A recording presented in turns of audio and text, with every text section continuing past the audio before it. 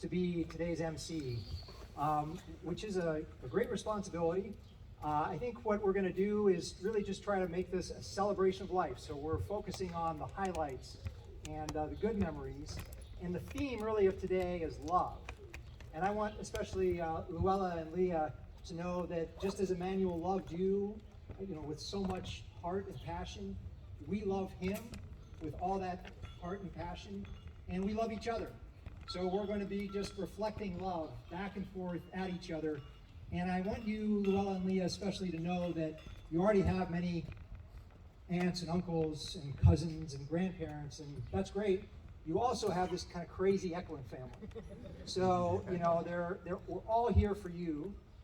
Anytime you need anything, there's a email distribution list, there's Facebook groups. You wouldn't believe the amount of organization that this crazy family shares in common. So we're here for you guys, and we're here for each other. So that's really all I wanted to say by way of introduction. I am wearing the whistle, and I have somewhere, I have the carton. So when my kids were little, I told Emmanuel I was having some discipline issues. My kids are great now. But Emmanuel gave me one of his carnet with the carton. And so as we go through today's program, we're going to try to keep it moving along fairly briskly. We can't do full justice to the memory of this incredible guy who lived such a full life. We're going to do our best to paint a picture. I think by the time we put it all together, we'll all have seen a picture that we've actually never seen before, because we've got so many pieces of the puzzle being represented today. So I'll just explain that the program covers Emmanuel's lives in 12 chapters. And so we're going to go through, and really there's a chapter, can't be comprehensive, but there's a chapter from most of the major themes in his life. And so we'll introduce them as we go. And Allison, I think you've got the first one. Yeah, thank you. And unlike Jeff, I have to read, so I apologize. We're so glad to see you here today. As Jeff introduced, I'm Allison Sellin in front of Emmanuel's from back in our F1 days. And I'm here with my husband Mark and my youngest daughter Zoe. On behalf of Emmanuel's family and friends, we welcome you here for our long overdue celebration of a great man's life.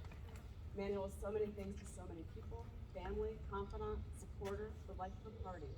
As Jeff mentioned, we hope to touch on many of these aspects today, and invited members of the community to share stories, to form a picture of him, and to celebrate what was a very full life.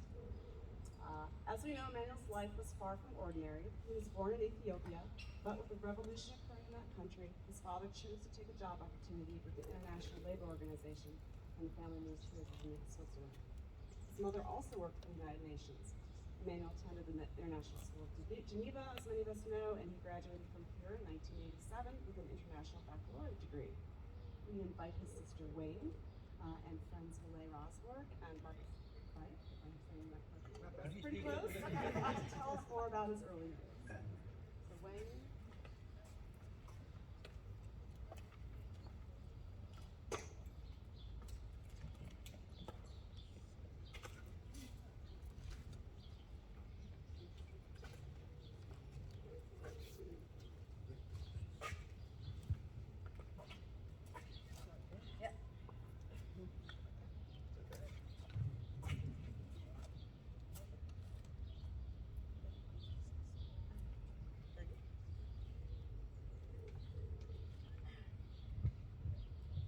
Wayne.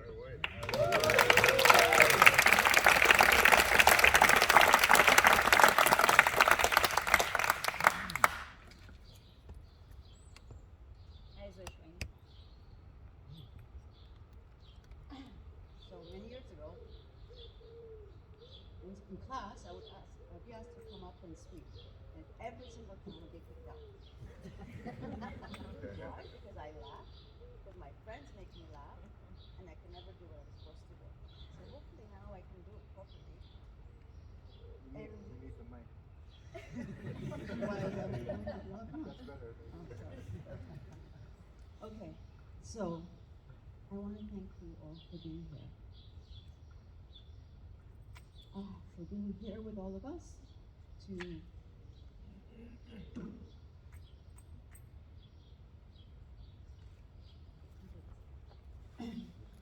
to speak about my brother, my friend, your father, godfather to many of you. Best So, man. and best friend, yes. Best man. And what? Best man. Best so Emmanuel. Emmanuel means God is with us. Or to us, a gift is given. And he was really a gift.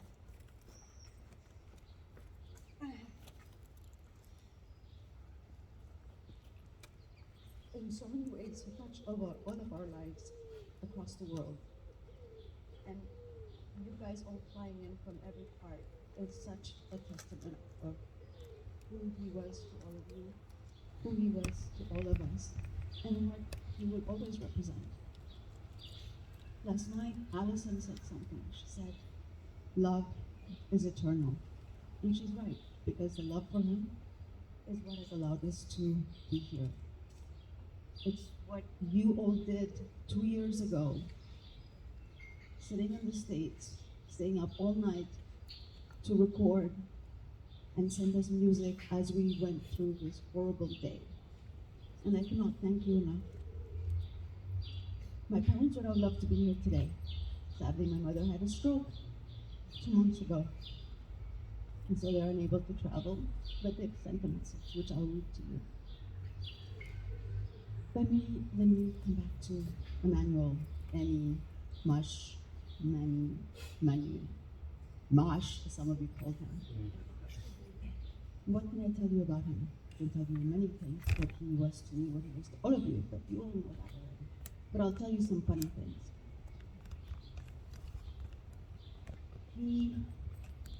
His love for cooking, it started very, very young. And so you'll ask me, how did that happen? Well, he would go in the garden and he would kill frogs with his bare hands and bring it to our nanny, Umazage, whom you all know, and say, here's dinner. So, I don't know if he actually had any frogs as he grew up, but he gave us frogs.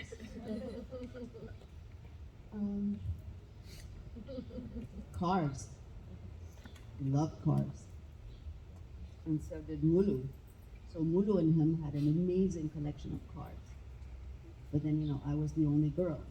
And how was I going to join in if I didn't have cars? So I too joined and had my own collection of cars. Except when we were coming to Geneva, he decided that he was going to bury all of his cars in the garden, so that when he came back, they would still be there. Which obviously we never went back, and we never retrieved those cars.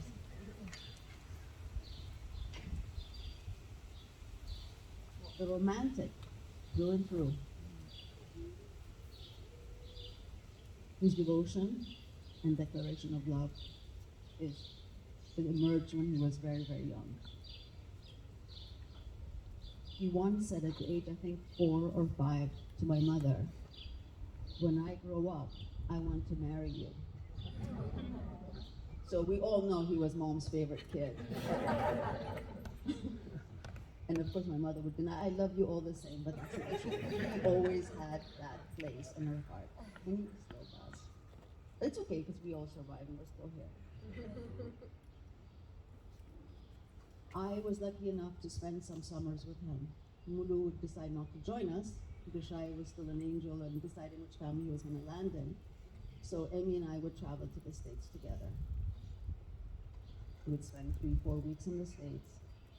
The one thing I remember one summer, and I just thought, how am I going to handle this, is that he decided to go play tennis bare feet in the month of July. So you can imagine his feet were destroyed. Christina, you know how his feet were horrible.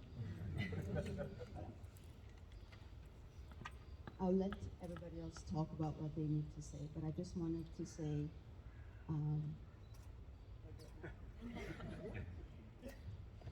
before I go into something else, I just want to read you the message from my parents, if I may.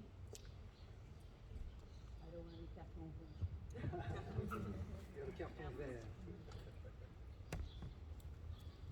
Put on Abier's voice when you do it.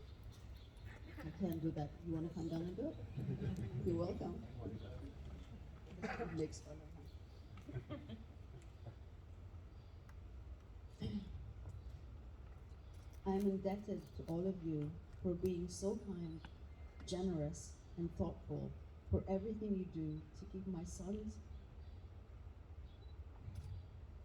your friend's memory alive. There's a verse in the Holy Bible that says, some friends are closer than a brother. And your closeness to him and his memory is a clear manifestation of that. So much so that if I were younger, I'd love to have friends like you. All but given the magnificent persons you all are, that would have been impossible. I regret I'm not with you here today, but life sometimes throws us some hard curveballs that we each have known, that we each have to handle in the best way that we can. His mother and I deeply appreciate that you are here to honor his memory and pray that Almighty God will grant each of you long life, good health, and abundant blessings.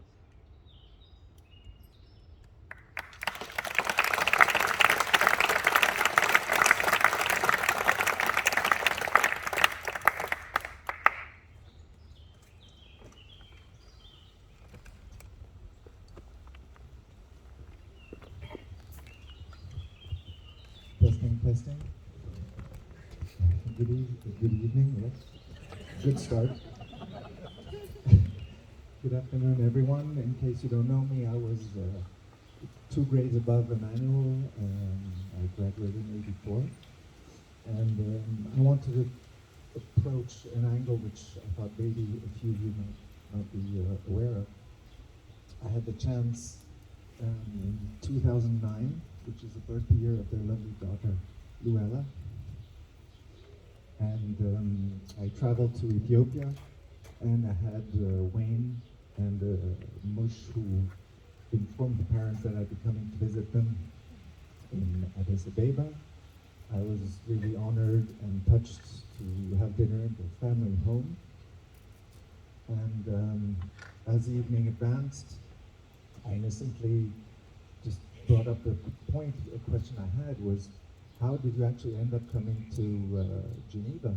And I wasn't ready for the answer I was going to hear. And it was really a moving story. So it was 1974, and the Emperor Haile Selassie was in prison. He was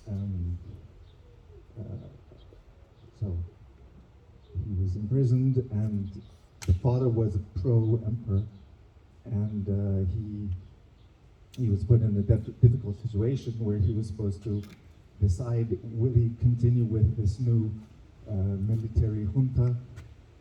David, it's a Marxist-Leninist faction. He's a history teacher, in case you have questions.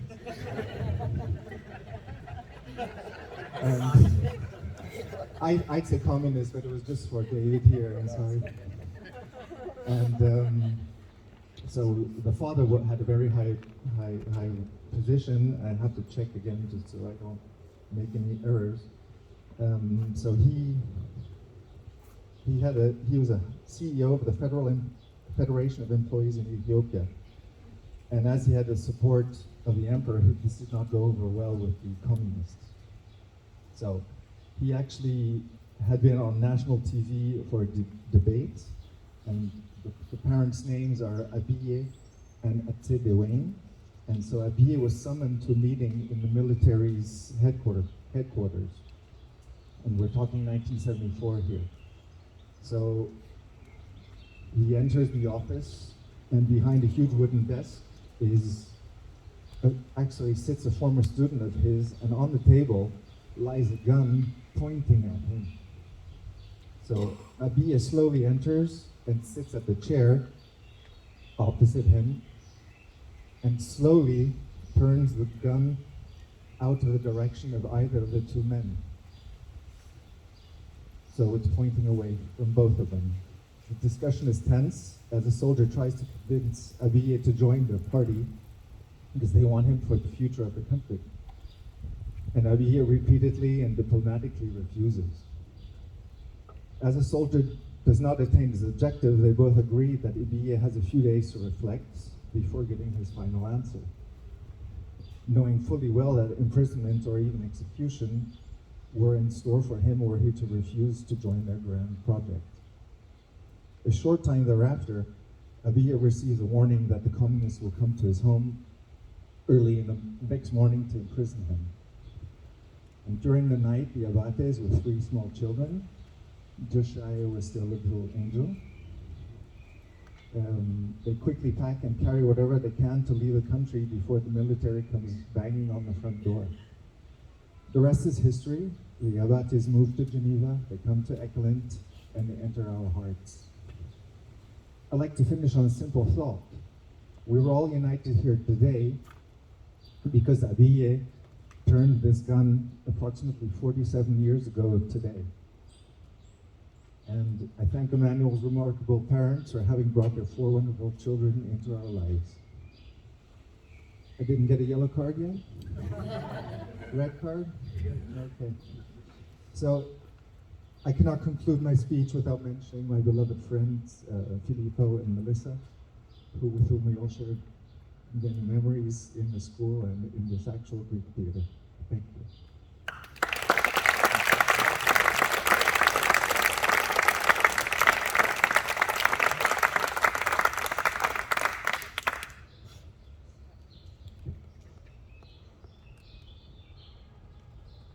Regarding our friends, Melis, Philippe, and of course, Amy.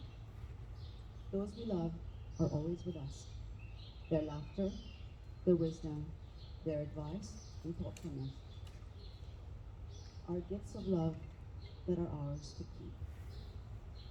These 3 beautiful souls had a magnetic personality.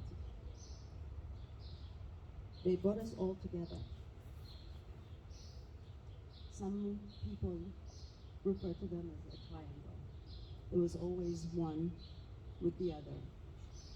And it's true, each different cultures, but so similar.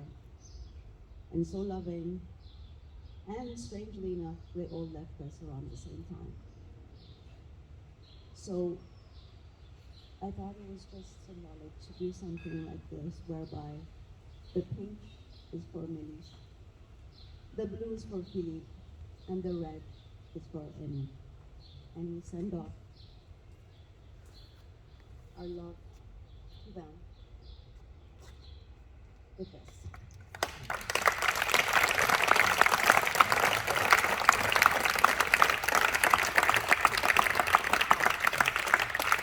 Thank you. And just one last thing I forgot to mention. I was asked to speak as to why my brother was called Mush. There used to be a friend of ours, a classmate called Michel Fitzgerald. Sadly, he's no longer with us. He passed away a few months ago. And so rest in peace. He was called Mush. So my brother became Mini Mush. They both had this fro, so in the end, that's how we got the name Mush, and it stuck. So there were 2 Mushes in Ekalam, but I don't think they both were called Mush at the same time. Thank you so much.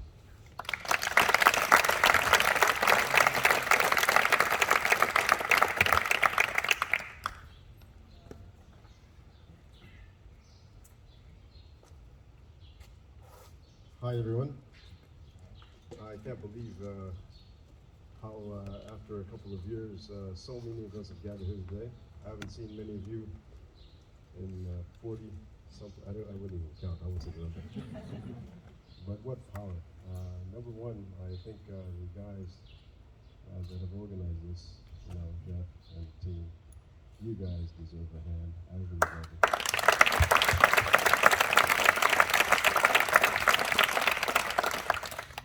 You know, I've been, I'm Malay's brother, Andy Rasser, for those that don't know me. I was a number of years older than Mush and his teammates and classmates, as I say.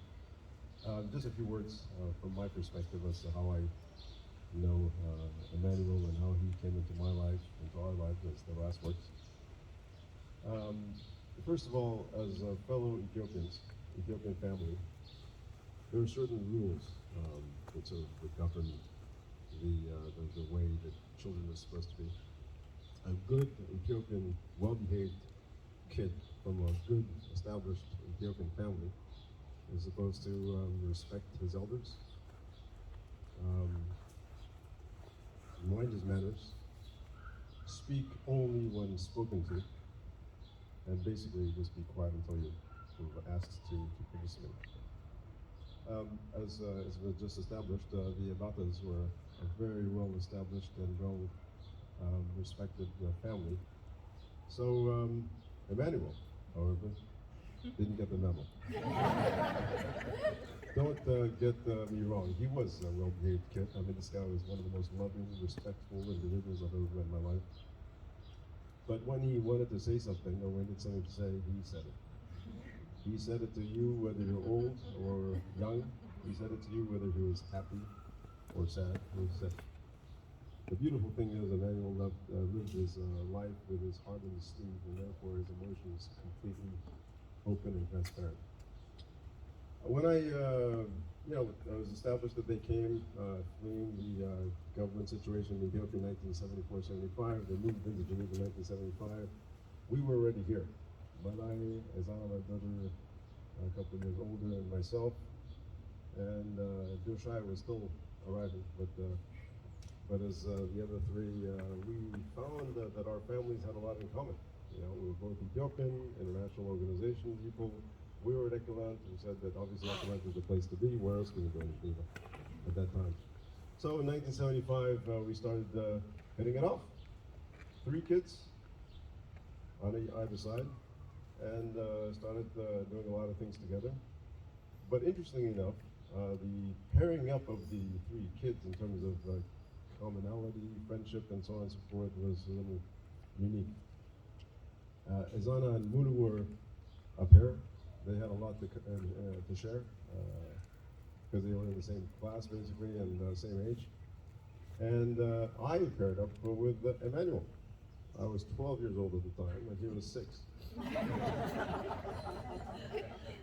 Why would a 12-year-old hang out with a 6-year-old? Well, the guy was infectious already back then. He would listen to you with his eyes and ears. He would nod in empathy. He would be full of it. I mean, I really loved this kid. I took him under my wing. Clearly, we grew up, as a family, kind of together. We were over at each other's place on a regular basis. Almost every weekend, we would have dinner at either one of our houses. We had Ethiopian food at our respective houses, made by Mazagay on one hand, and on our side, Bayush and a few other housekeepers that were making literally the best Ethiopian food in the world. I think the best Ethiopian food in the world was made in Geneva during those mid 70s to 80s. For those that came over, like Jeff, I'm sure, would have probably witnessed, and maybe we didn't appreciate it enough then. But we did a lot of things together. Soccer, watching Thierry Liron, is it? Thierry and Jean-Michel Larquet.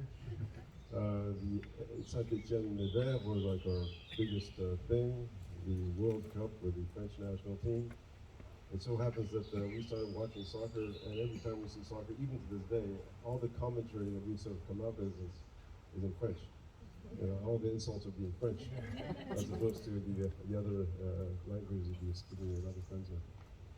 Anyway, Emmanuel obviously also was part of our multiple milestones in life.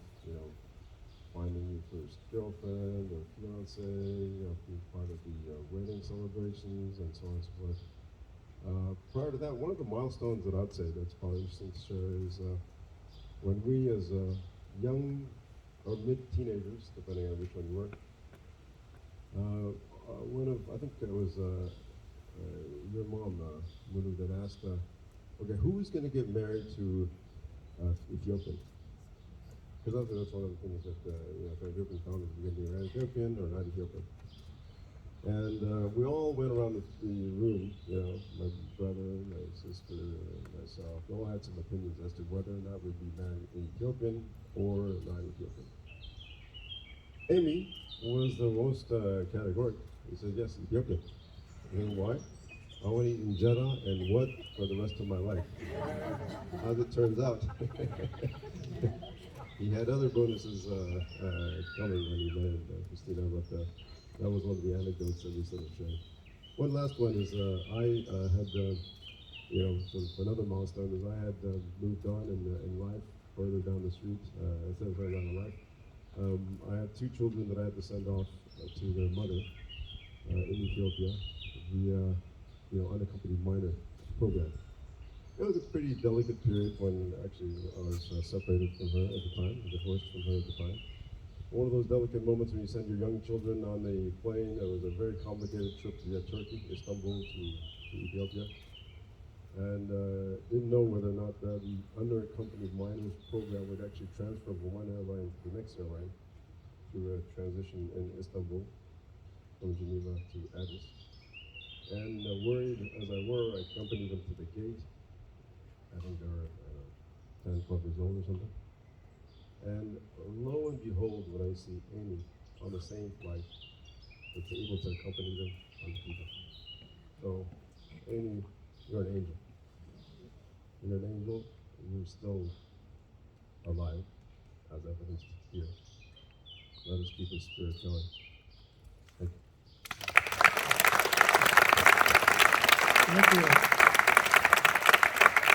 And look, a moment ago, there were some thanks. Allison and I are the tip of the iceberg in terms of maybe visible as organizers, but really there's a whole iceberg of people who have been involved in organizing this event.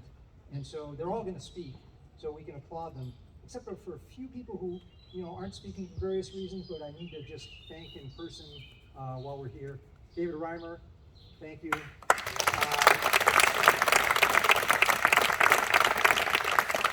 Ben Gulick, who is on the organizing committee.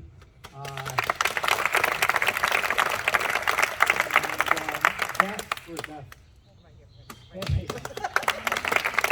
And I'm sure I'm forgetting someone who will come to me as we proceed, and we will thank them also. So I just want to pick up the baton from Andy, because I think Andy brought us this incredible story from Marcus, Andy, to where I entered Emmanuel's life, probably 1976, was at the Little Red School in Preny. And I was in 2nd grade, and Emmanuel was in 1st grade, and so he was a newcomer. And I was like nearing the older grades, because that school went up to 3rd grade. So I was established. But Emmanuel came in, and at that time they had dug out the basements of the school and created a big dirt pile behind it, which I think the dirt pile is still there, but I went about 10 years ago and it's like tiny. But back then, not only was it huge because I was small, but also it was a fresh dirt pile. And we used to play King of the Mountain on that dirt pile, and really by tradition, the older grades dominated. Not just tradition, but by just sheer strength.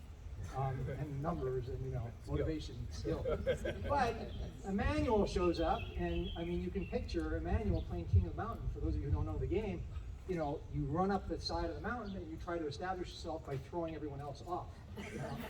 So that's the kind of game we were playing here at the International School of Geneva. So anyway, I just wanted to plant that picture of Emmanuel arriving and being a 1st grader and dominating the King of the Mountain game from the outset in Preny. And then there was this whole bifurcation in Geneva of rive gauche, rive droite, because on the rive droite we had all the families whose parents worked for the Nations Unies and the consulates and that sort of thing, which were clustered here. And so I moved into a building complex called Letuhad, and there was already a large number of international families there. And I happened to move in on the 6th floor above the Abate family on the 5th floor. And so I had this really privileged neighbor perspective to share lives. And we were on number 28, Shemar Koradon, and over in number 24, Shemar Koradon, there was this Iranian family. And they paired up pretty nicely with Mulu and Masoud being the older brothers, and Ali and Mush being the younger brothers. So here to talk to us about the obsession that these guys shared about cars, Ali and Mary.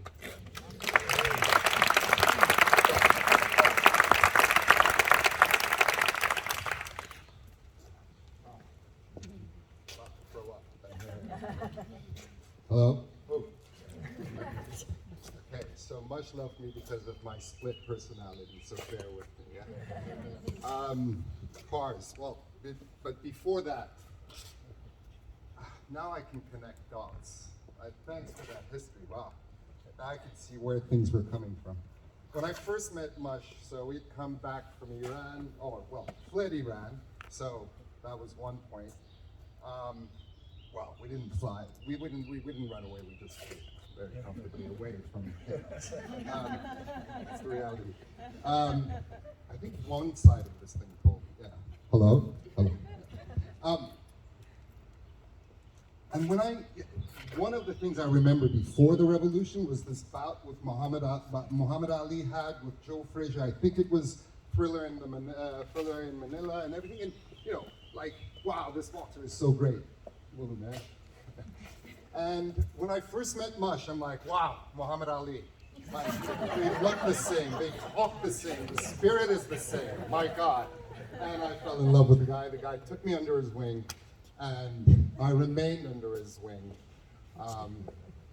like all of us in some way, throughout my high school career. And I'm here to talk about cars, though. I can talk about many things, but yeah. So cars. So Mush, at the age of 11, we had this sort of coping mechanism, I think, so it's good to know those cars he had in Ethiopia, because I had a batch of Matchbox, these toy cars. And we would go to his house after school, and very rule-based Mush, tournament-based Mush, we had these things bash into one another, and the one that would flip lost, and the one that would stay on would move on to the next level. And there were like 20 of these cars. I remember hours of tournaments, statistics, graphs, red cards. Why this one? No. Again, harder, further. And Mrs. Abada's rolling eyes. And there was this one Camaro, blue Camaro, that always won. We'd done it that many times. There was actually some statistical trend. But yeah, that was 11. And then, by the time we were like 14, our coping mechanism had moved inside cars, real cars. And so that was Mr. Abate's Mercedes or my mom's Alfa Romeo. And by the way, anyone, if you have one takeaway about the cars that Mush loved best, that's an Alfa. Yeah. And if you ever see an Alfa, think of Mush, you'll be giving it a wink, that's for sure. And so we would speak about cars. So again, this was started at 8 in the evenings, or 6, go until 10, and we would sit in one of these two cars and just talk. By this time we were a bit older, so that was 20% cars. Why don't we make bigger Alphas in Earth? And the rest was social stuff, all centered around Nick Bird and John Fritz and their escapades into what was right, what was wrong, fair or not. That's a red light. Old Mush. And then later on, I'm going to finish really soon under 5. I can see I can see it. What happened next? Yeah, we started drawing cards. So under President Mulu, who we all bowed to, he would be the king, come in and shoo us away. There was this rule that if you approved these cards' drawings, we could sign it. And so Mush and I went through hours, centuries of just sketching cars. Mainly like, why don't we have bigger Alphas on the world? But anyways, And this was going to go to the Geneva show, and then we're going to go to Pininfarina and just prove it and all that stuff. And ultimately it came down to, I have one pinnacle that I drew, and I was so proud of it. But it does show my split personality, which Mush would make him laugh, you know, that rolling laugh. But I'll show it from afar, and God knows why I would do this. But Mush and I, we drew this together. It got approved by the master, and so it was got up for the Geneva show. Luella, darling, this is yours. You and I will talk about this. We will have a lot of laughs about that, I promise you. And so, as that coping mechanism faded for the last, I suppose, life got more complicated. Yeah.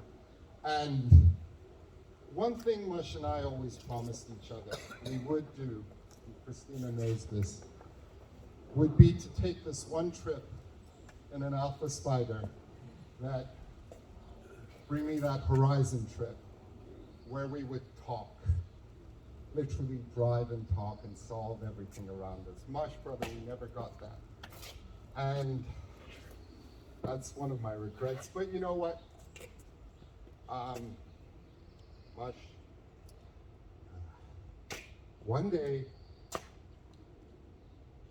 long from today, in a galaxy far, far away, you and I will get into this Alpha.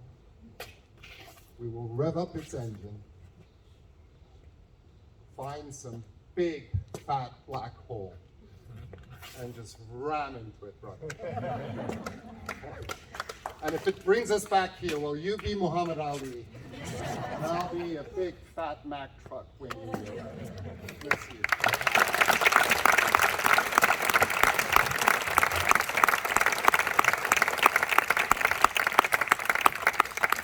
So the next chapter of Emmanuel's life is really Ekelent, and this is a big chapter. And so we're just going to, again, touch the surface of it. In that, one of the key things in the rive droite, element of attending Ekelent was we had quite a long commute, and we would take the bus, usually the 3 or the 33, and then the tram, and then back.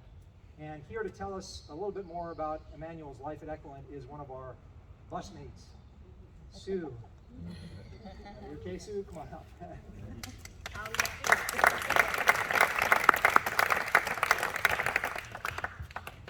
So yes, we all took the bus together, the 33 to the end. And then, funny thing, one day coming from the bus stop, my parents were driving by and they're like, there's Sue and holding hands. Like 12 years old. Okay. So, he was my very, very first boyfriend ever. Wow. And we began a friendship with a special bond that kept us connected throughout the years. And he even wore a signature scar from our shenanigans. Embarrassing now that you all know, but like we were at the Kermesse, and of course, if you are 12 or younger, or we may have been pushing 13, you played kissy caters, You had to run away from the boys, and if they caught you, they could kiss you. Trained us girls great. We were great runners. And so Emmanuel was chasing me. There were other kids in the game, and we were running, and I hear him fall, and he tripped on a tent spike. Fell and just, it was awful. And my mom's a nurse, so she was there too. We're looking, got in the hospital, everything. And then the fun part came because everywhere we went together, we got to make up outrageous stories about how he got his scar. And on my last day in Geneva, we spent the whole day at the Beau Rivage together, hanging out, and one of the guys that worked in the hotel was like, wow, dude, where did you get your scar? And he's like, pirates or gang jump, the pirates I love the best, but it was always a gang jumping or something, and it got bigger and more outrageous, so. But that's how he got his scar. And then I just like to read you a little blurb from, I took a couple excerpts from my last yearbook as I was looking over them. And he starts off, and mind you, he took up 2 or 3 pages, so these are little funny things that don't incriminate either of us too much. It was, "Dear Susie Sue, Keller Killer, it's me, Manny, your 4-year-old boyfriend." And he goes, and there was, okay, third au pair, parents already said, don't be a perv, I don't know your 4-year-old boyfriend, but for 4 years. He said, since 6th grade, we've exchanged secrets, shared some of the best times of our lives together. He said, Camp Falcon on a couch, as many of you know, a ski camp, which I still know where we went, but we went skiing for a week somewhere. Midnight swims, we all lived close, so we'd sneak out and everybody go swimming. So that was the intro, and this is the ending, I believe, where he said, "We will have to separate from each other's paths one day, and the day has come." We got transferred to Singapore. Remember, wherever you go, you need someone to talk with or to see. I'll be at your door. Remember that day, the friendship between 2 human beings has wings. Wherever one goes, the friendship will fly and help. So we've had written through the years and connections for years, and one day it was kind of funny. I was giving my dog a bath in the garage, and I knew Christine Dent was having a reunion, but I had never met her because we work at the same time zone here. And I had my garage open. I'm giving my dog a bath, and Emmanuel walks into my garage. He's like, "What's up?" So I feel like he just flew in because I didn't know if he would be there. I didn't really know the people that were going to be there, and it just, to see that smile, that laugh. Yeah, it's my world. Thank you.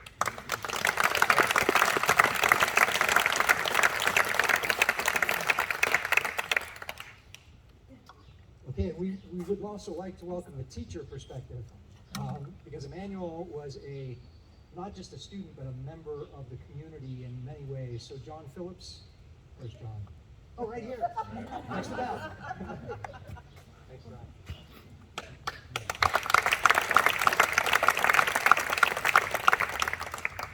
Well, it's great to see so many people, old friends, colleagues, and students from years gone by.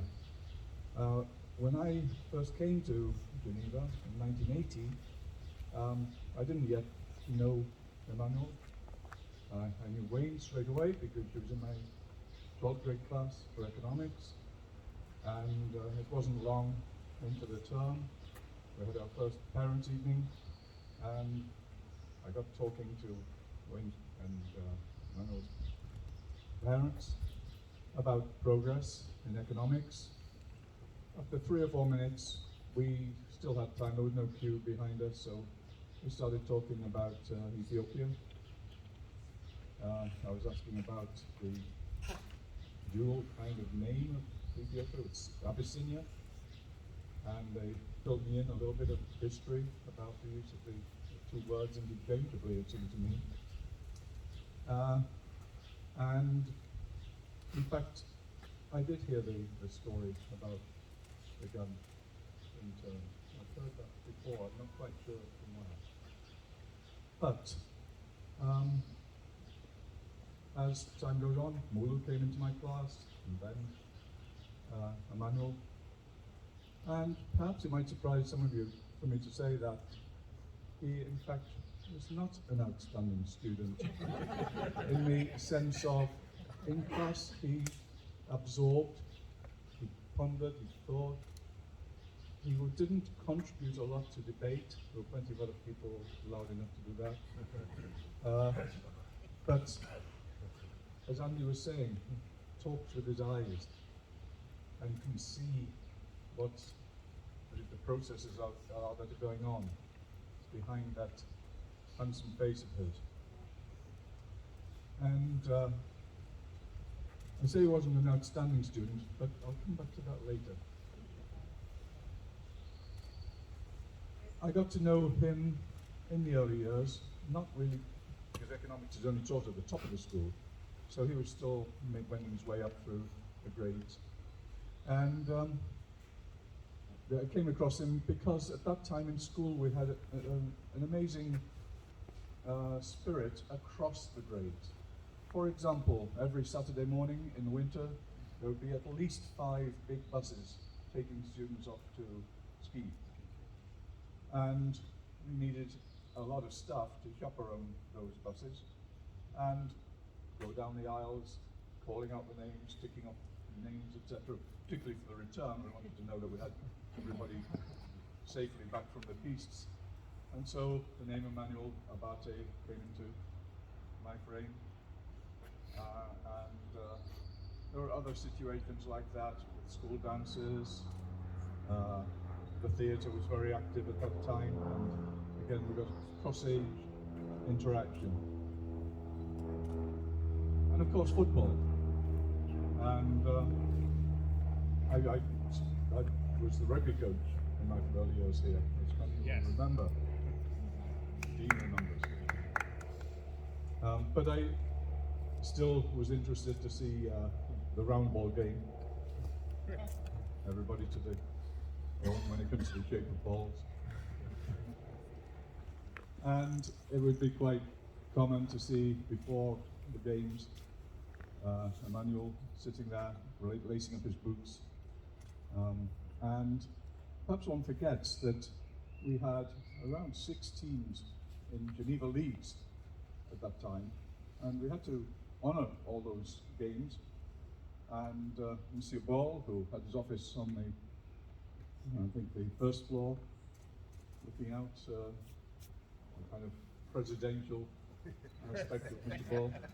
And we had the Minim, and we had the Benjamin, and Poussin, and Junior, and Cadet, all these different names that came into the vocabulary, which I wasn't familiar with, I have to say, when I came.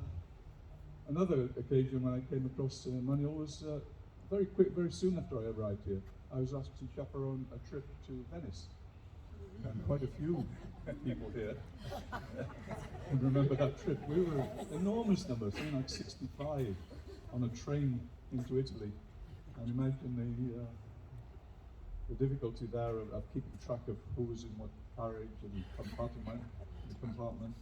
And I always remember also thinking that I think it's George Bernard Shaw who said that Britain and the States are 2 great powers divided by a common language. Because I clearly remember a girl screaming in St. Mark's Square saying, "Oh my God, a pigeon's just been to the bathroom on my shoulder." And we pity Brits for just using past participle of the word to crap. Or there was a lot of Americanisms that I got very used to, like wearing cleats. I wore boots for rugby, not cleats. That was another one. Anyway, after Emmanuel had graduated, we were running the boarding houses. I was actually in charge of all the boarding houses, but lived in the Grand Villa, one of the girls' houses, with my wife who's here today. And we used to run the boarding houses on a bit of a 2-string staff. There was a family plus an assistant, or in the case of the boys' house, a family plus 2 assistants. And we were well into the school year, and one of the assistants in the boys' house, Rob Edridge, he took on a more permanent post somewhere else back in the UK, and we desperately needed somebody to step in to see us through to the end of the school year. And as it happened, Emmanuel was there, helping with the Benjamin or the Poussin or whatever. And we got talking about the possibility of him working with us. When I say us, I mean the Wise family, who were looking after the boys' house at the time, Les Wise. Another great team man. And we needed a team man to replace Rob.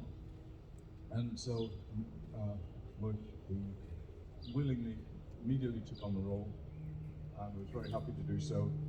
And our school administration were very happy that he was taking over, because if it had been American or Australian, he would have needed a work permit, and the school were fed up with getting work permits for boarding house assistants. And so at least we weren't having to worry about an Abyssinian passport or an Ethiopian passport. Well, he was a great success and absolutely slotted in, because he knew the school so well that it meant that we didn't have to train him up or anything like that. He just was a natural big brother to the students who've been displaced. Don't think of borders as being displaced, but they are. They're away from the families. Just as was referred to earlier about the two orphans who were sent unaccompanied to, or the two children that were sent unaccompanied to Ethiopia. And he was great, and gave him a big, big friend.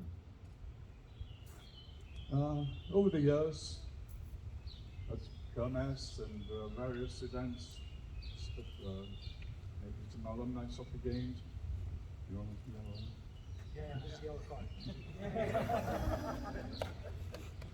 Okay, I'll try and speed up. So after the boarding house experience, we did keep in contact, and then what do I remember of him more recently? 3 years ago, the most magical evening down by the lake, the UN plage, big reunion. Many of you were there, and the band's reforming with the likes of Duncan and Hans and Dean and Nick and others. And right at the front there was Emmanuel belting out songs. He had the song sheets in front of him there. Anybody who was over there wouldn't have seen him, covered by the song sheet. But it was a fantastic evening. That was memorable. But going back to him as an outstanding student.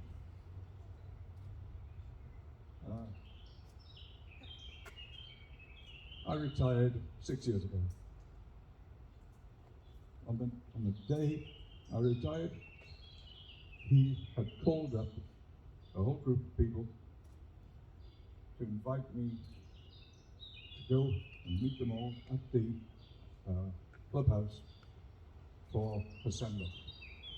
He was a student who organized my send-off. And I think, thank him a lot. Thank him a lot.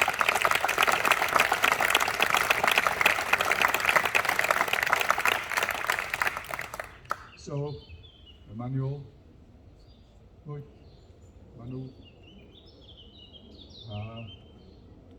I don't want to use the term rest in peace. I'd rather remember you and think of you as possibly organizing newcomers up there to join a team, whether they're Poussin or Pantomin or Cadet, and at some point, if I'm ever lucky enough to join you, Abyssinia.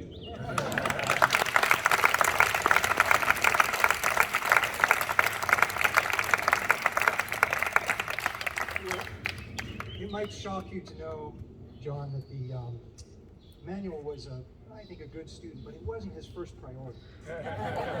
His first priority is the next chapter that we're going to discuss, which is, of course, football. And so for football, I think we're going to start things off with Mike. Is that right? With the program, and then Jose, and then I think you have a guest. So we'll hand it off until we're done with football. This might be one. So Mush and I shared fourth year, like I do with many of you, in 1968. And for that reason, I was on his team from the time I arrived at Ekelent in 1978, all the way through until I left in 1985. So we went through JLD, all the way up through Junior A, and I don't think there was ever a moment when we weren't on the same team. When you were in the girls' team. That's a whole different story. So back in the 70s, late 70s, early 80s, actually, FC Ekelund didn't exist, and we played for CS Chinois. And a lot of these red shirts that you see around here are actually from that time. There you go. Yes. And these shirts have become famous, and the reason they've become famous is because Mush, when he actually sort of left Chinois, was given, no, he appropriate, well, quite frankly, stole the shirts. And some of you have been lucky enough to receive them, or some of them over the years. They are cherished very much. But anyway, FC Ekelund was established, and obviously Mush was, a huge supporter of that, and actually Stealth Brawl, who you mentioned, was an instigator of actually making that happen.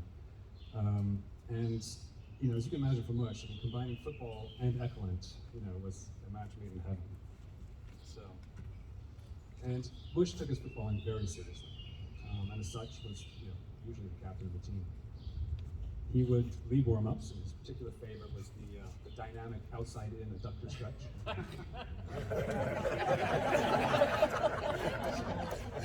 He was very good at that.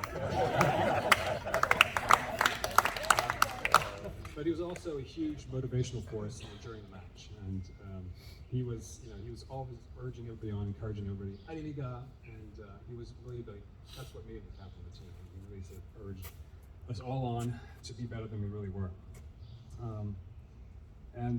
He played, central midfield holding position, so connecting everyone on the pitch, just like he connected everyone in life.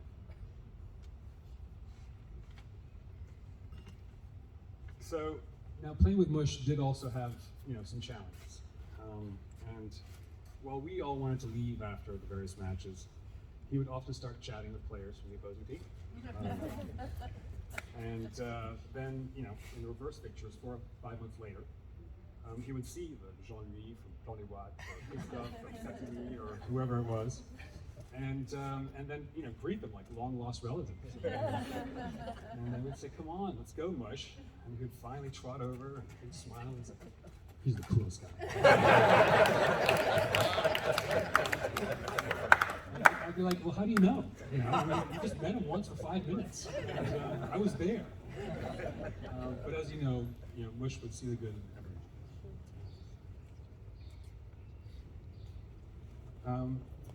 Then, many years later, when I say many, I mean decades later, he would run into the Jean-Louis and the Christophes in restaurants and bars all over Geneva. And he would, not only recognize them, he would remember their names, and of course, rekindle the relationships. And, trying to get anywhere on time with Mush while walking through Geneva, was a very difficult thing to do.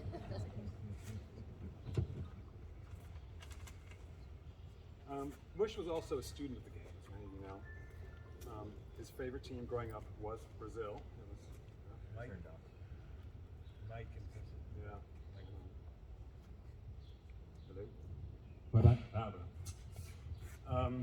So, Brazil, with their free-flowing, open, exciting brand of football, that was what really got him going. And he knew the names of every player on the team. He knew the names of players of all the national teams. I mean, that's if you were ever stumped for a name of a football player, you just ask Mush and he would help you out. But anyway, the 1982 World Cup in Spain, was supposed to be Brazil's crowning glory. But then came the quarterfinal against Italy, also dubbed the day football died. So I am going to end with a quick quiz. This is the interactive part of the program. And these are all questions Mush could answer in about 2 seconds flat, right? So let's see if you can channel Mush's spirit and his footballing knowledge by answering some questions. I'll start with some easy ones. And just shout out the answer. Rossi. So what was the final score? 3-2. Very good. Who scored first for Italy? Rossi. Who scored second? Rossi. Who scored third? Rossi. Who scored first for Brazil? Socrates. Wow. Who scored second for Brazil? Oh, nice. Okay, and this is the bonus question. Who is Mush's favorite player on that team? Cabrini. Duda. You know Germany. Ken? Junior. There you go. Well done.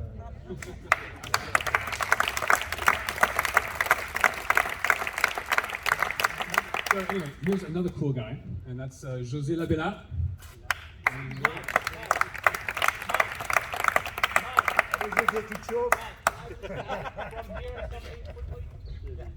I'm sorry? Can I just add something very Yes. quickly from here? Ian used to coach us, so. Just 2 words. That I mean, Mush always smiled and laughed at anything I ever said, except on the day of the football game. And I think I really would like to say that there were 3 players that there was Mush, Jeff, and Filippo were the only 3 people who knew how to listen. And all 3 of them played for 100 minutes, not 90 minutes. And I never forget how 10 minutes before the game, Mush and Jeff and Filippo were the only 3 who listened to every word I said. In the halftime, Mush never did anything but listen to me at all, and so did Jeff and Filippo, and there were only 3, and it's a fantastic skill. And somebody picked up on how he listened to you with his eyes, and he really listened. And at the end of the game, he had one objective, was to go through the game, what mistakes he made, how the team could have done better. So I've never met 3 people like that since then. Such good listeners, and it's such a strong skill. So I just want to mention that. And Jeff, Ian Williamson. Also the man who introduced Mush and Jeff to Bruce Springsteen, by the way. We're gonna get to them, but don't steal my thunder. Ian, I'm sorry the rest of us disappointed you. It's casual. Okay, guys, sorry, but now we speak in French. So just a little more concentration. À notre cher ami Mush, notre pote, notre capitaine. Nous, l'équipe de football de l'Écolinte, Filippo, il n'est plus là avec nous, mais on faisait partie, un souvenir pour lui. Enrico, Tim, Sig, Philippe, il y en a encore ici beaucoup, Roberto, Manu, Dij, beaucoup de gens ne peuvent pas être là aujourd'hui parce qu'ils ont d'autres choses. Ralph, Borl, le fils à Monsieur Borl, qui vit actuellement en Croatie. Donc, il m'a donné aussi un petit speech, juste une anecdote. Alors, nous, l'équipe de foot de l'Écolinte, et des amis, dont beaucoup sont ici présents, et d'autres en pensée, ne pouvant pas être ici physiquement, voulons nous remémorer aujourd'hui les bons moments que tu nous as donnés. Je sais que tu es là à nous écouter, ces quelques mots sont pour toi, notre ami. Par où commencer? Tu avais tellement de qualités. Tu étais toujours de bonne humeur, prêt à écouter les autres, à les conseiller. Tu as égayé et animé toutes nos sessions de foot, que ce soit entraînement sur herbe, en salle ou en match. Tu m'as souvent donné des conseils dans mon rôle d'entraîneur et aussi dans ma vie privée. Tu étais toujours le premier à arriver aux entraînements et aux matchs, et le dernier à passer à la douche. Assis sur un banc du vestiaire à refaire le match, et nous n'oublions pas les heures passées dans notre carnet discutant du match, et de tout et de rien. Tu étais toujours présent pour nous rappeler le fair play, qui te tenait tellement à cœur. Nous avons tellement d'anecdotes qu'il nous faudrait toute une vie pour les raconter. Donc nous en avons choisi 3. Celle-ci vient de l'entraîneur, son premier entraîneur, c'est Ralph Borl, qui ne veut pas être présent physiquement, mais il est là en pensée. C'est le premier match de foot avec les Poussins à Carouge. Et Ralph a fait rentrer Mush au cours du match en première mi-temps, en tant que latéral gauche. Je me souviens qu'il a fait 3 sprints et il était out. 5 minutes après, j'ai dit arbitre, changement. C'était, je pense, son match le plus court de sa vie. Il s'en est souvenu parce qu'il me le racontait souvent. J'ai une autre anecdote. Moi, que j'ai vécu de vivant. Lors d'un match contre Regina, il y avait un avant-centre qui n'a pas arrêté de provoquer verbalement, physiquement, Mush. Mickey était avec lui comme libéro stopper et il ne répondait pas, il ne rentrait pas dans le jeu. Après 1 heure de jeu, à subir des insultes, j'ai senti qu'il était à bout, qu'il en avait un peu marre, et je l'ai remplacé à 20 minutes de la fin du match. Son remplaçant a tenu 30 secondes. Il a craqué et s'est fait expulser. Donc vous voyez comment était moche. Je passe la parole à Michel pour la dernière anecdote.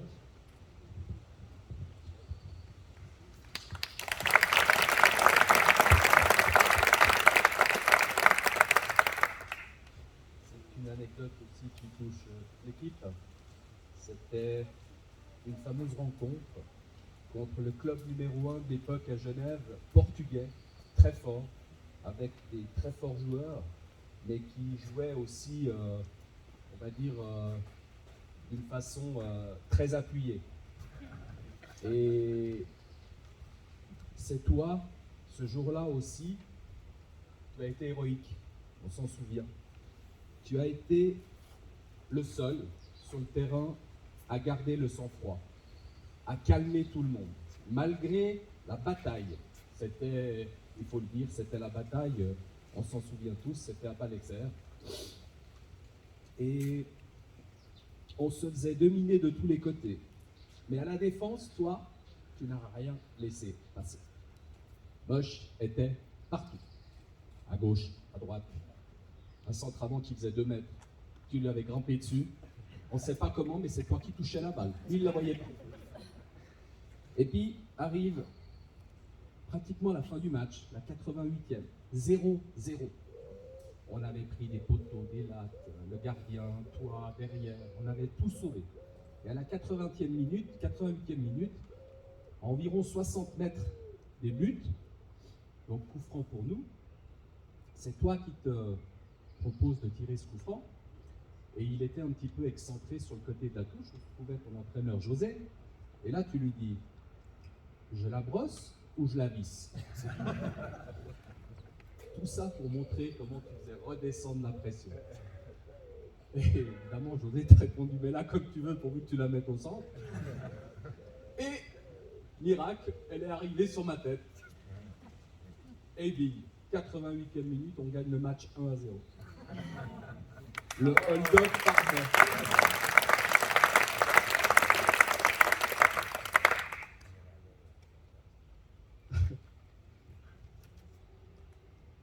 Ce jour-là, évidemment, après cette victoire, nous l'avons tous fêté.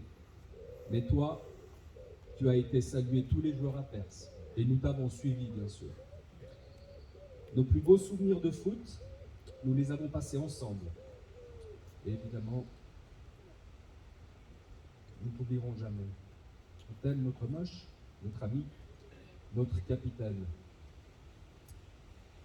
Il nous a laissé un grand vide, en nous tous. Tu nous manques beaucoup, mais sois certain que tu seras toujours dans nos cœurs.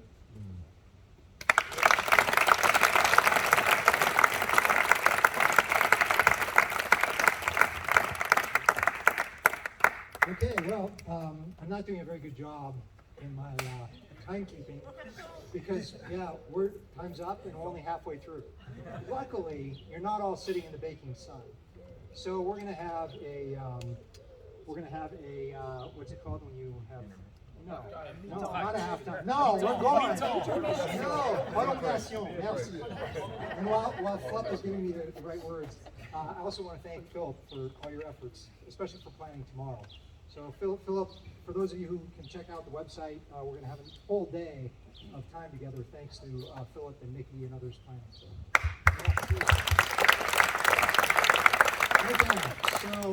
we're now going to move to Emmanuel's professional life, and we have one of his mentors here who's going to tell us about that. Christophe, thank you for coming and doing this. Thank you. So, I will do it in French if you don't mind. It's pretty emotional. We're ready for me.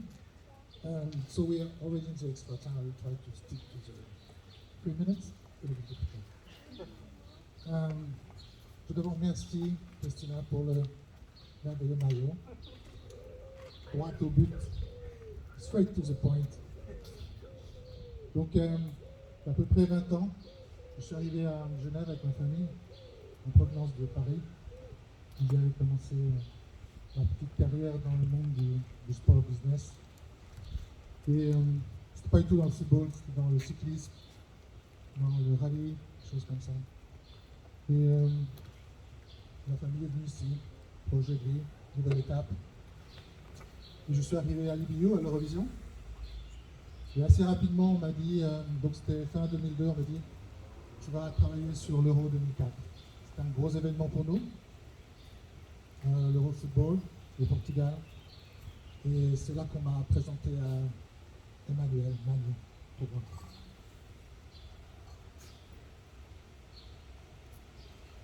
Et là, je dois dire que c'était, je ne vais pas vous paraphraser, on a tous identifié ce qui fait.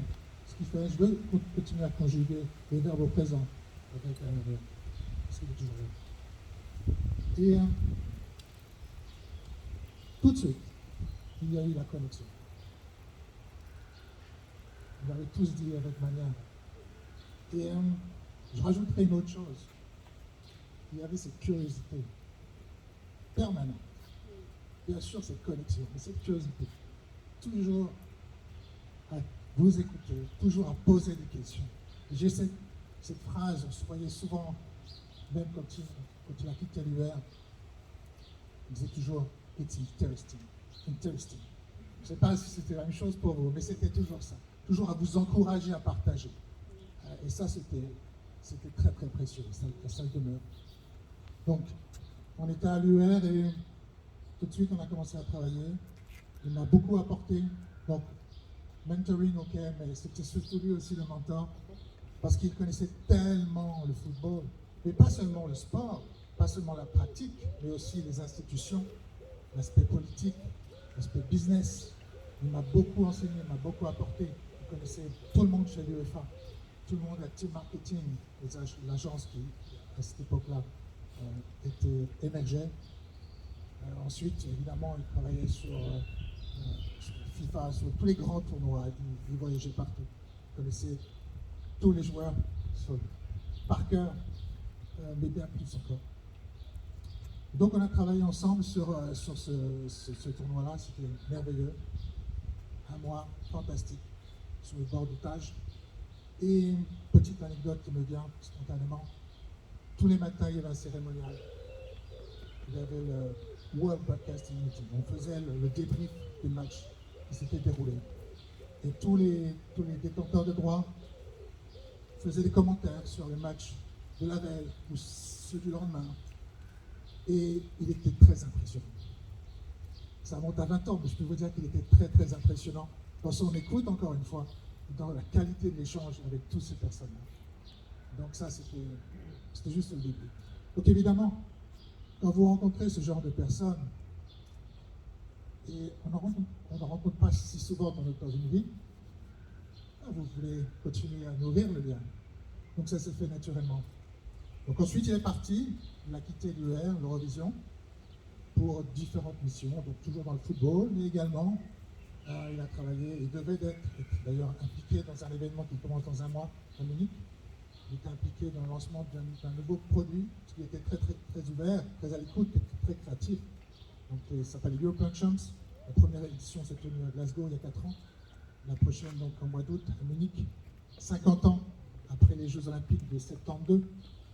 Ça permettait un lien avec sa culture du sport. Ce n'est pas juste une culture focus sur le football. Évidemment, vous connaissez le football sur le bout des doigts, mais plein d'autres choses. On parlait souvent, donc, j'ai entendu tout à l'heure Amir-Ali. Évidemment, Ali Boumaye parlait de ce fameux match à Kinshasa. On parlait, je ne sais pas, du Pibe de Oro, Maradona. On parlait de l'OM, évidemment. On parlait tellement de choses. Et donc, c'est tout pour le côté professionnel. Un très grand professionnel. Et d'ailleurs, l'émotion qu'il a pu y avoir de toute l'industrie du sport business quand on a tristement appris le coup de sifflet final il y a 2 ans est éloquente.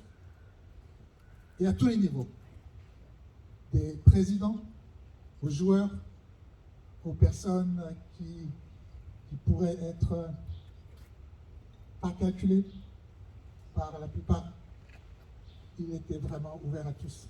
Et ça, et sinon, d'un point de vue plus personnel, on se voyait régulièrement, on parlait de beaucoup de choses, cette curiosité est incroyable, on parlait beaucoup d'Éthiopie évidemment. J'ai noté tout à l'heure la référence à la gastronomie. Aujourd'hui, c'est la fête de la musique. On parlait de l'Ethio Jazz, par exemple. Mais on parlait de tout, on parlait de politique. Churchill, par exemple. Les politiciens français, tellement de choses à dire, à sourire. Et donc voilà. Et la dernière petite chose, pas encore le carton jaune. Ok. Non, et ça c'est plus pour Laya et Wela. Quand on est arrivé donc il y a 20 ans avec ma famille, nos enfants étaient à côté, ils étaient à l'école française, l'école primaire française. Et c'était juste à côté de où vivaient Christina et Mani. Et donc régulièrement, Mani me retrouvait quand j'allais chercher mes enfants tout petits comme ça, vos âges. Et il était tellement, encore une fois, à l'écoute, et on sentait tellement sa volonté d'être papa. Donc aujourd'hui, c'est vraiment à vous que je pense, comme ça a été très bien dit tout à l'heure par l'opening. On est une grande famille, et on est là pour vous.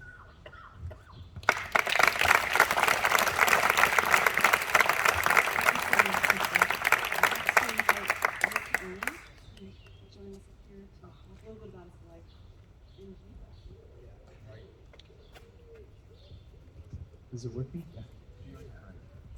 Sorry. Ah yeah, en français. No, no. Switch to English. So yeah, as we've all heard, this is about Manu as a jeune voix. We know that Manu, he grew up in school, he worked, parenting in the city. He knew all its quartiers, all the communes in Genève, the bars, the restaurants, the football pitches, the settees, the gonzales, the cinemas, everywhere. He knew the city inside out. This is just going to be a short sketch. I hope it's not going to be a carton rouge. But about the rituals of going out with Manu. Some of which have been picked up on. But so first of all, the choice of restaurant had to be carefully made. And one of the key things, and this comes back to his Ethiopian background obviously, was the quality of the coffee machine. So you didn't take the menu out to a place that didn't have at least a simbali, a really nice coffee machine because you knew that was a key thing. And before obviously we had Google Maps, he would be most insulted if you tried to explain to him how to get there. Because, that was just not a good way to start. In his early 20s, he'd actually spent some time as a courier with DHL. I think Duncan had done the same thing. And he prided himself on his intimate knowledge of all the boulevards, the routes, the ruelles that crisscross this lovely city. So arriving at the restaurant that you'd chosen, à l'heure, could be a very patient wait time. Because Manu's record of punctuality in his 20s and 30s was certainly not great, but was improving. So you would just hope that there was a great copy of La Suisse at the time, or Tribune de Genève, that you could read Que fait donc la police, or Salade de Canton, which was a reference to my fantasy football team. So you already had your discussion points with him about football and what was happening in the police force in Geneva. So when Manu finally arrives in most restaurants, he would be instantly recognized by the restaurant owner and by the piazzolo. And they would proceed to have, as Mike was saying, a deep conversation with lots of laughter and lots of backslapping and lots of hugs. That was just de rigueur everywhere. So, arriving at the table, more often than not, his first question would be, "So where did you park?" To which he would look down somewhat shamefacedly and say, "Oh, the parking Saint-Antoine or the parking du Mont Blanc." And you know, for him, public parking places were frowned upon. So he had this amazing collection of highly inventive, illegal parking spots all around us. And basically, he would say, "Dude, I parked 50 meters away." That would be a great source of pride for Manu, confirming his great knowledge. So, having waited for 20 minutes for the man to arrive and in no rush, Manu would then proceed to order his espresso, a glass of water, so that machine would be put to its early test. As we've heard, that Manu's network of friends and acquaintances in the city, the region, internationally here, was, you know, unique and an incredible testament to his amazing, enduring, and engaging character. But that meant that, as Mike picked up, you know, no matter where you chose to go out in Geneva, whether it was Vin du Paquis, Café du Soleil, San Marco, Chez Carlo, someone would enter the restaurant and Manu would know as a long lost friend. And he would get up from the meal and have more hugs and more laughter. And after 10 minutes of deep conversation, would come back and say, "Such a cool guy."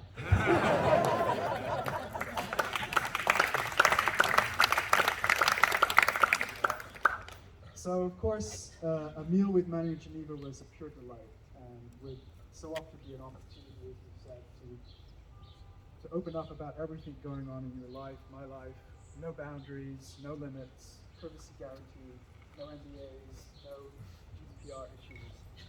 And that obviously gave him the most amazing, legendary archives of incidents, affaires, bordel, of all of our lives that he knew everything about. And so it's fitting to conclude that the seal or the motto of Geneva in this cherished city is post tenebras lux, which means obviously after darkness, light. And it was a very dark moment 2 years ago, and no one here is going to be the same for what happened on that day in March. But there is beautiful light now in this beautiful city. And the neighboring canton of Vaud, where Manu is, it's a great, beautiful place to host his spirit. So our thoughts are with him every day, I'm sure.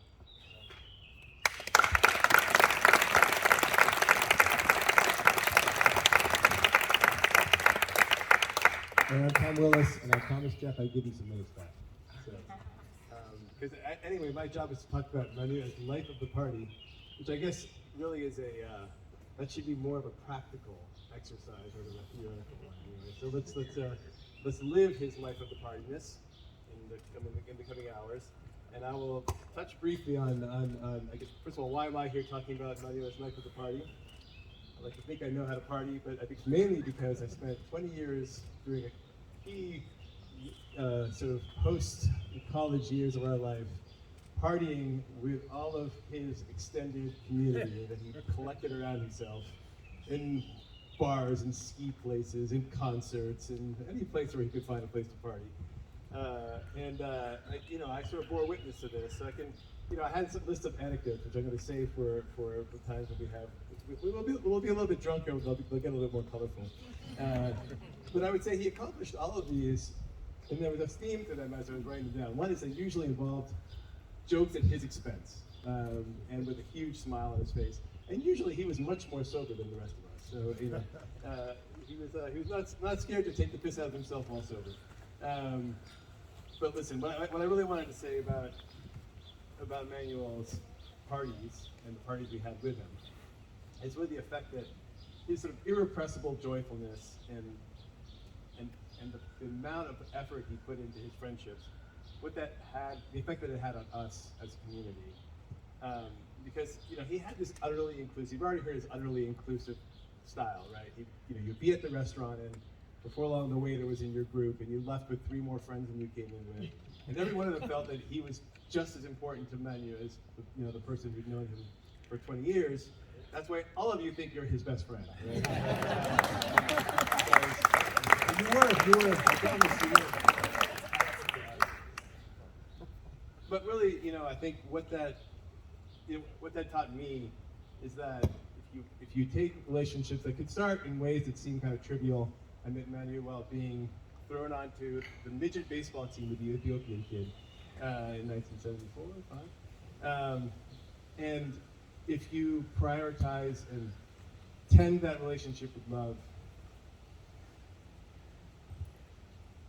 sorry about that, you can really turn these relationships into something that are the most meaningful and deepest relationships in life. And that's what I learned through how he approached his life and his friendships. That we can be something really special for each other. So, I guess tonight we will, in fact, even in his partying, he's bringing us together. He's bringing us together now in celebration. And so tonight, when we will party, and we will. At some point tonight, you will be steading. You'll be dancing with some sweaty mosh pit, and you'll throw an arm around someone. You'll tell them how much you love each other, and you'll know that once again, he is still the life of the party. So, but I do have a second duty here, which is to talk about the Amir-Ali Memorial Fund. So when we started thinking about the importance of having this event and trying to figure out how to organize it, the idea of the Greek theater, of course, came up. And I confess to being a skeptic at first, saying, it's high school. He's actually an adult. He has friends from all over the world and all kinds of different walks of life. We have to go back to high school. But I was prevailed upon to ask the staff here, and I got to say, as soon as we started interacting with the Eklund alumni staff here, we knew this was the right place. I mean, they know Emmanuel. They knew him as a family member, not just as a student. And the staff here, Brian, Wallen, and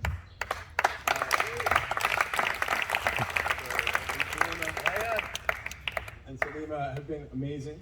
And we want to do something for Eklund in his name, as well as to help, just to honor the connection between us and them. So we set up a fund. It's going to raise money for for things that sit at the intersection of 2 of his great loves, community and football. So there will be funding for equipment of the football team, but also some events that involve the Eklund community and football. We're going to have a tournament that we're going to set up for alumni at the Kermesse, and that will involve different campuses. They'll be in his name. We're going to have, most importantly, a couple of places on campus that we can come and remember him. We're going to have a bench that will be down by the football fields. A bench. What better way to imagine Emmanuel than sitting on a bench, talking deep thoughts so the menus of the future can dispense footballing and relationship advice in equal measure. And so there's still a chance. We've got pledges of 20,000 Swiss francs already. We're hoping to get double that. So please visit on the invite. There's a connection. Beth, wherever she is, has been really helping me with getting logistics to be able to get the donations in the proper way for your tax purposes. And I'm really hoping this will also be a way for those who want to stay involved to help us keep involved in the fund and how it gets used to do things that we will do appreciate in the future. So with that, thanks.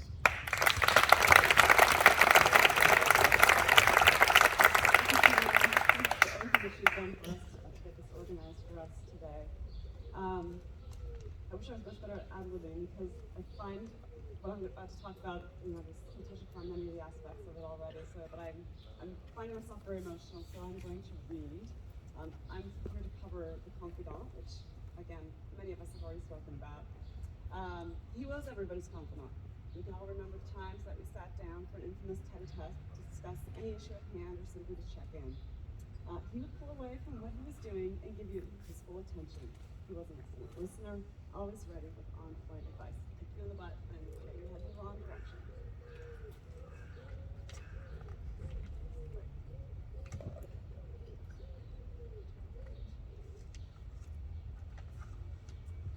And actually, interesting, the first time I had a tete-a-tete with Emmanuel was on that Venice trip that you mentioned, Mr. Phillips. There, as you also mentioned, there was a lot of shenanigans going on, the train's going down. There was a simple adolescent misunderstanding. We sat down in the stairwell of the hotel in Venice and kind of hashed through misunderstanding, had a big hug, big cackle, I got a big pat on back, and from then on, we were really good friends. I feel so lucky to say that we had many, many more of these one-on-one conversations. I'd like to think advice and support were given in both directions, but certainly I relied on him immensely when I needed someone to talk to. And Ali, I'm sorry to say this, but I think I lived your dream with him. Not an Alfa Romeo, but an Acura MDX. I picked him up at JFK in New York. It was about 7 years ago, and we had a big road trip up to Middlebury College for our 25th college reunion. We chatted the whole way, which is amazing to me because I'm not, as most of you know, I'm not a big chatter. But we chatted and we chatted and we chatted. We had so much fun. We spent the whole weekend chatting, of course, with other people as well. And then 5-hour drive back to New York, to my house, chatting. It was beautiful. It was, and I know we all had those conversations with him.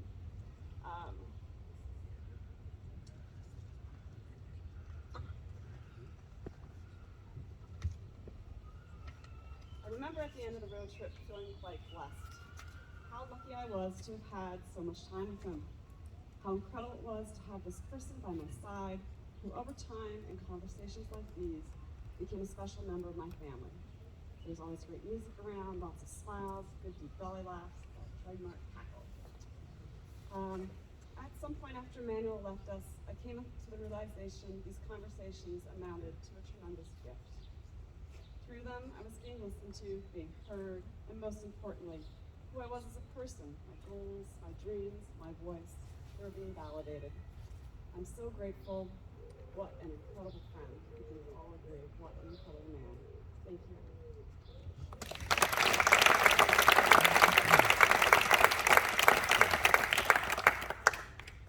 The special bonds that Emmanuel forged with us also extended to many of our children. He was godfather to so many of us, many of our kids. If there are any kids here, we're going to do that after I do music.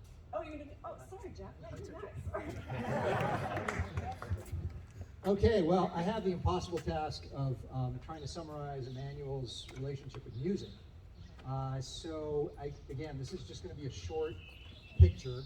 It, of course, started on the 5th floor at 28 Chemin Coladon with Wayne. So Wayne was the taste maker initially, and I got to listen to many of Wayne's records down on the 5th floor. So you remember Diana Ross. I basically thought maybe Wayne was Diana Ross. I've never really seen them together. So that was one huge musical influence in Emmanuel's life. It went on with Michael Jackson, Off the Wall, before Thriller, Off the Wall, I Want to Rock With You, that sort of thing. That was Wayne's, I think, influence. And then you move to Mulu, and with Mulu, what I remember more is like Bob Marley, Get Up, Stand Up, and also Mulu was what Patrick Allenbach called an amateur du art. So the art for Mulu was, if I remember correctly, AC/DC. There was even some like disco Kiss in there. So those were the musical influences, but as Wyatt referenced a minute ago, Emmanuel and my life changed when we were standing at the front gate, which looked a little different, but similar. And I was wearing this shirt after a football game, and we were standing with Ian. Emmanuel was wearing his number 6 shirt in one of these red chinois jerseys. And we just finished the game, and Ian asked us, because Ian was like in 13th grade at that time, and our coach, and we were like 7th and 8th grade. But Ian was, open-minded sort, so he said, so what are you guys listening to these days, like the younger generation, And Emmanuel and I just analyzed this because I think we'd analyzed one of the 7th, 8th junior secondary grade dances and like what albums were being played the most. And I'll sing maybe the first line of the song, you can sing the second line. It started, Friday night I crashed your party. Saturday I said I'm sorry. Sunday came, trashed me up again. All right, so we said, Ian, we're listening to Billy Joel. And Ian got this look in his face and like some terrible taste in his mouth. And Emmanuel said, Ian, what's wrong with Billy Joel? And Ian said, well, he wears suits to his concerts. And Emmanuel said, Ian, what's wrong with that? And Ian said, one day you'll understand. Which was like, the thing the 13th graders said to 7th and 8th graders. So we said, Emmanuel said to him, Ian, who are you listening to? And Ian said, Bruce Springsteen. And Mush album. So that didn't land too well with Ian, who really insisted it was part of his responsibility to educate us about music. Now, actually, I think Springsteen had landed in Geneva probably through Jane Greville, Tom's nanny. And Tom had probably already been exposed and everything, and many other people had. But Emmanuel and I went down to Back to Mono that weekend. Back to Mono was the legendary record store in Geneva. Maybe the only record store in Geneva, I don't know, it's the one I ever went to. And they were all out of Springsteen records except for this one album that had like a black and white picture on it. And the back cover was this big guy holding a saxophone and wearing a hat and leather pants. And Mush looked, and I looked at that picture and I said, Mush, it's like the Muhammad Ali moment. I said, Mush, you kind of look like this guy. And he looked at the album, and he said, yeah, I'm the little big man. So that was the beginning, and we took the record home, and we put it on the record player, and we brushed the dust off the needle, and we dropped the needle, and the first song came up. Screen door slammed, Mary's dress waves, like a vision she dances across the porch as the radio plays. Roy Orbison singing for the lonely. Hey, that's me and I want you only. Don't turn me home again, I just can't face myself alone again. Don't you run back inside, darling, you know just what I'm here for. So you're scared and you're thinking that maybe we ain't that young anymore. Baby,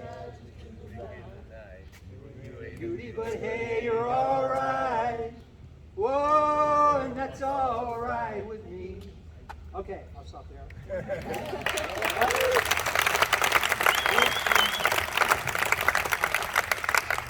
Okay. Truth be told, we listened to that song, and it got to the end, just the first song, and we looked at each other, and I said, Mush, can you understand anything this guy is saying? And Mush said, no. So we picked up the needle, and we put it back. And we've been doing that for the next 40 years, is listening to those songs and talking and dancing and singing. And that journey really kind of reached its pinnacle a few years ago when Springsteen opened a one-man show on Broadway. And so I got online and I missed the first wave of tickets. And I heard from people who got tickets in the first wave that, you get online and it's like Ticketmaster, and you just log in and whatever they give you, you have to grab it. Because if you try to change the date or try to change the seat or whatever, you might lose it, your connection might drop, the server might be, something might happen. So I told Mush, I'm gonna get on like super early in the morning, whenever this opens, and I'm gonna get us tickets. And they were limited to 2 tickets. The sales were limited to 2 tickets. So I got on, followed all the instructions, hit the buttons, printed out the tickets, and I called Mush, and I said, Mush, I got us tickets. And he said, Okay, great. What date? I was like, oh, yeah. Let's see. December 7th, 2017. He's like, okay, I'll try to make it over. I was like, Mush, of course you're going to make it over. And then he said, okay, cool. Well, where are we sitting? I was like, okay, let me check. I had literally not paid any attention to any of that, but when I looked at the tickets, we were in row A, seats 101 and 102. We were front row, dead center. And so I said, Mush, we're in the front row. So, and then he said, oh yeah, how much did the tickets cost?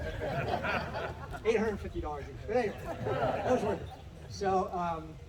So we went, and actually before we went, Mush we both flew into New Jersey, and we hired a guy with Allison, and we got like the Springsteen tour of the Jersey Shore, which was incredible. It was like, one of the best days of my life.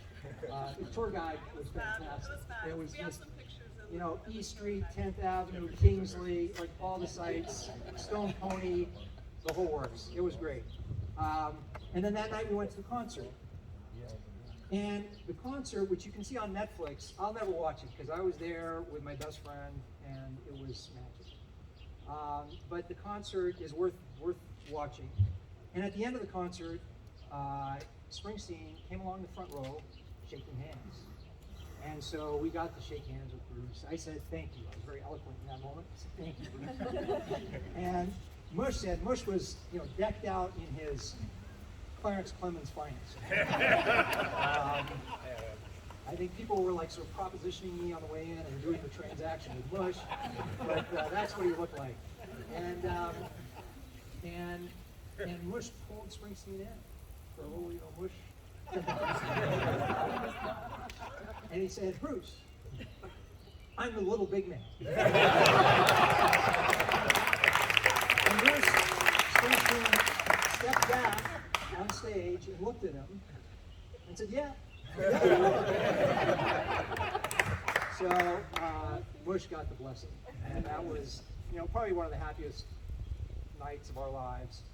And I feel good about that, and I just want to use Springsteen's words for the big man, Clarence Clemens. When Clarence Clemens died a few years ago, Springsteen said in his eulogy, the big man doesn't leave the E Street Band when he dies. He leaves when we die.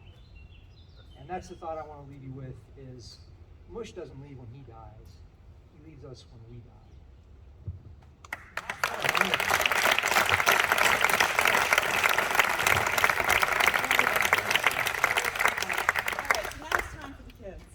There are any of the next generation in the audience, please come on down, including Leah, Luella, and Christina, if you want to come too. We have some butterflies that we'd like to let the children release, especially beauty and hope and love and memories. So please come on down.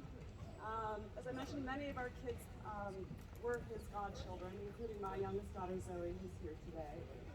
She saw him a couple of times, and her primary memories are just laughing How about the older generation? If somebody in the older generation wants to come down and release butterflies, come on down. Sure. Come on. Nick, did you want to say? I know Hannah was also a godchild of Nancy. Did you want to say anything from her? Afterwards? Okay. All right.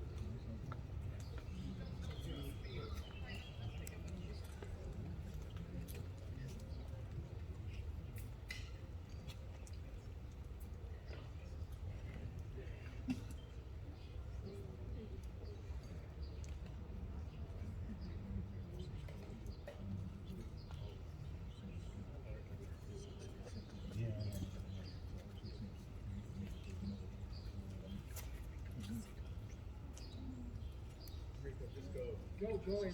Go back. Come on.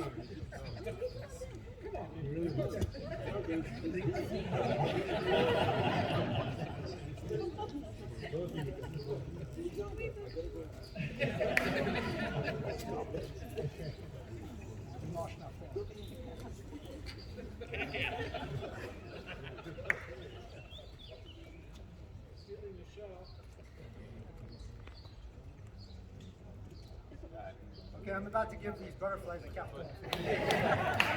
Butterflies are good. Keep going.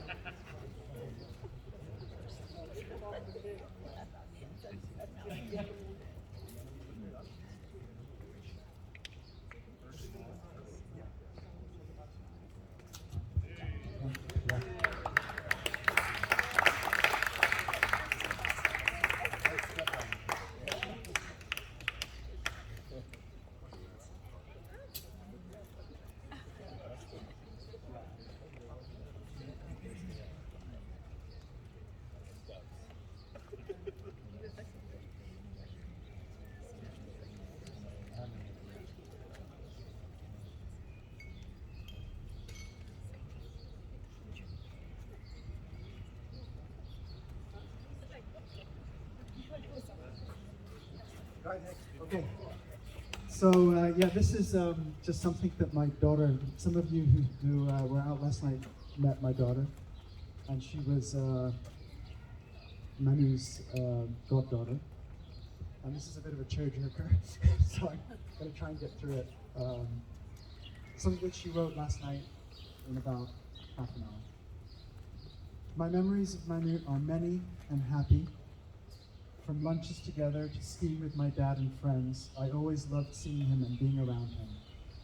His laugh had this infectious energy that would make everyone he was with smile and laugh with him. I loved his company and the wise lessons he had for me. Also that he always took the piss out of my dad, which was great. He was one of my best friends, an amazing godfather, and I always felt so happy to be with him. He cared for me deeply, and I knew he was always there for me, no matter what. I'll always remember and be grateful for him, for all the memories I have with him throughout my childhood. He showed me the many joys life has, and he continues to inspire me. Thank you for all the lessons you taught me, Manu. You taught me to always live life with a smile on my face and to see the fun in everything. You taught me to be ambitious, be confident in myself, to live passionately and surround myself with love and happiness. And that's what life is truly about. Manu is and always will be so loved. I wish love and happiness on everyone here today, and that we can cherish Manu for all the happiness and light he brought to our lives.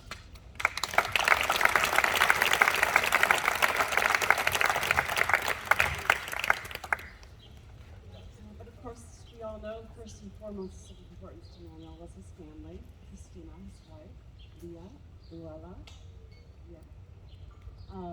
his parents, his sister Wayne, his brothers Lulu and Jashai's wife Cecile, and their son, Manuel's nephew Arthur. I'm not sure if the family would like to say anything. Christina or Luella, would you like to come down and say anything?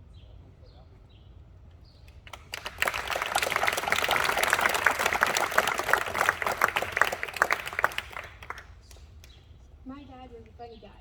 You could always laugh with him, but also at him. So here are some stories that prove me right. Papa and I were on our way to IKEA a Wednesday afternoon because we had lost a license plate. So we went to IKEA to find it because he thought it was there. We went to the IKEA car and the seatbelt beep started beeping when you don't have your seatbelt on. At first, he changed the child seat I was sitting in because he thought that was the cause of the beeping. It didn't change anything. We were in a bit of a rush because I had gymnastics afterwards, so we drove anyway with the beep, beep, beep going in the car. And driving there, I said, "Papa, isn't your computer on the front seat?" And he said, "No, it isn't heavy enough." With confidence, he was sure it couldn't be that. I trusted him, so we continued our little adventure. And by the way, we didn't find the license I didn't get.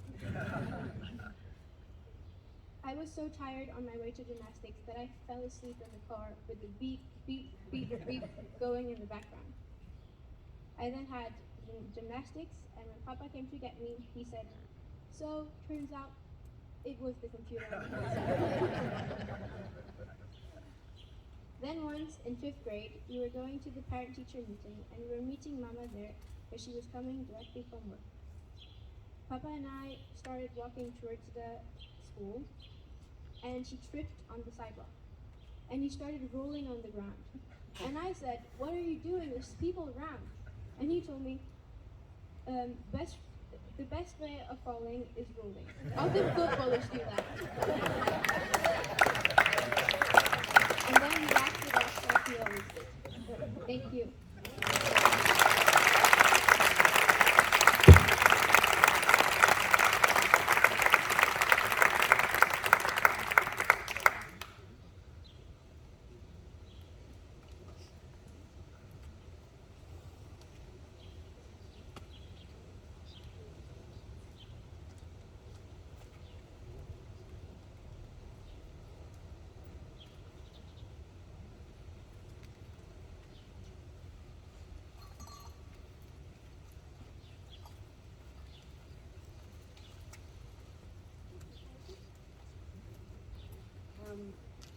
In Swedish, we have a saying, a dear child has many names.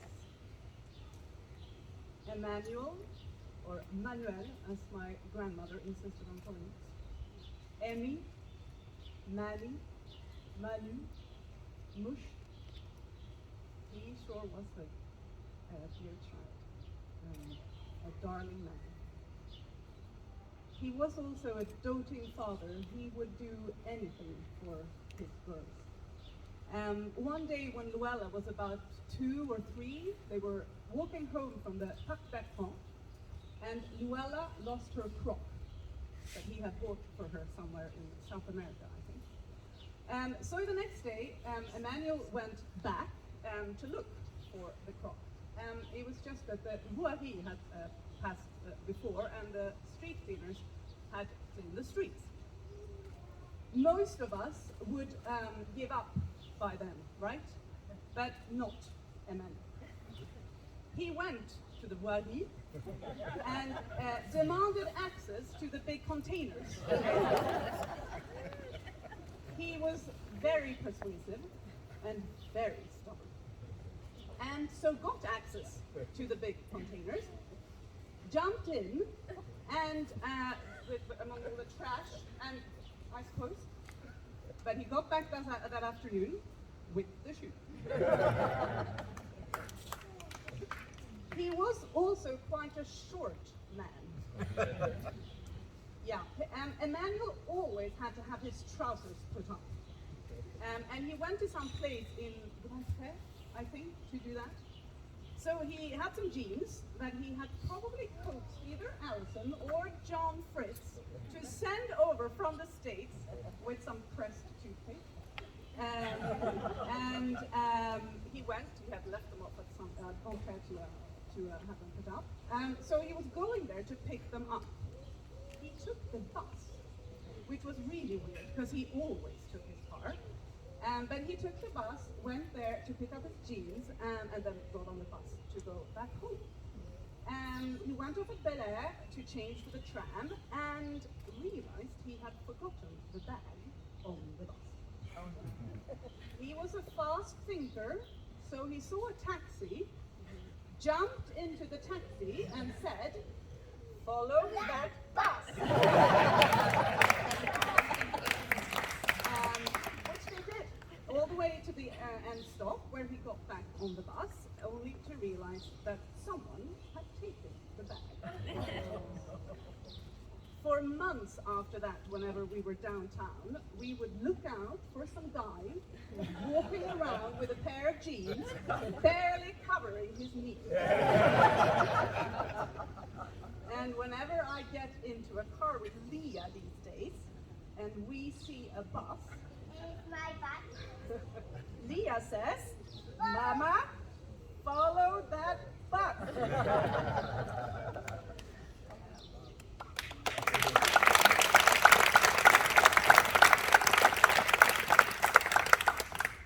Emmanuel, Emmy, Manny, Manu, Mush, you're always in our hearts.